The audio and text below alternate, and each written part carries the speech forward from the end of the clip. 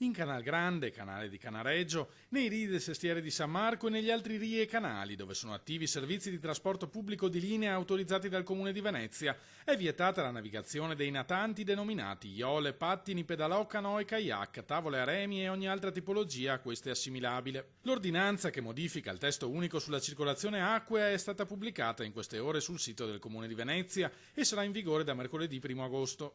L'annunciato giro di vite riguarda anche alcuni rii minori, dove la navigazione delle imbarcazioni a remi non tradizionali viene vietata dalle 7 alle 17 nei giorni feriali e dalle 7 alle 15 dei sabati non festivi. Nelle restanti acque della ZTL lagunare il blocco è in vigore dal lunedì al venerdì dalle 8 alle 15 e al sabato dalle 8 alle 13, festivi esclusi. La navigazione nei canali e negli orari consentiti, puntualizza l'ordinanza, non autorizza in alcun modo l'attraversamento del Canal Grande. Nuovo e assoluto il divieto per i gommoni, anche se di proprietà dei residenti.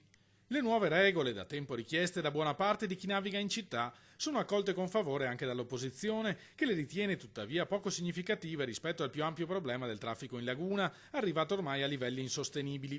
Sicuramente se ci sono anche i kayak possono creare problemi, certo è che non sono loro quello, c'è il problema da affrontare, il problema da affrontare è proprio la gestione complessiva. L'incidente tra motoscafo Gran Turismo e Vaporetto al Tronchetto, denuncia in una lettera aperta al presidente della Municipalità di Venezia Giovanni Martini, si aggiunge a una serie di incidenti che in pochi giorni hanno occupato le pagine dei giornali. Che le cose siano degenerate e che occorra correre subito ai ripari lo dimostrano i bruschi rallentamenti a cui vengono costretti gli stessi mezzi di soccorso, ambulanze e vigili del fuoco che per urgenze transitano in Canal Grande.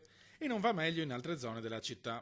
Un esempio per tutti è quello di Rio Novo. In Rio Novo passano 3.000 natanti al giorno e la preoccupazione dei cittadini è arrivata all'ULSS e l'ULSS ha individuato quel luogo, quel canale, come un canale pericoloso, tanto da auspicarne la chiusura, cioè si arriva a dire che lo smog prodotto dai mezzi che passano naturalmente intacca la salute dei veneziani.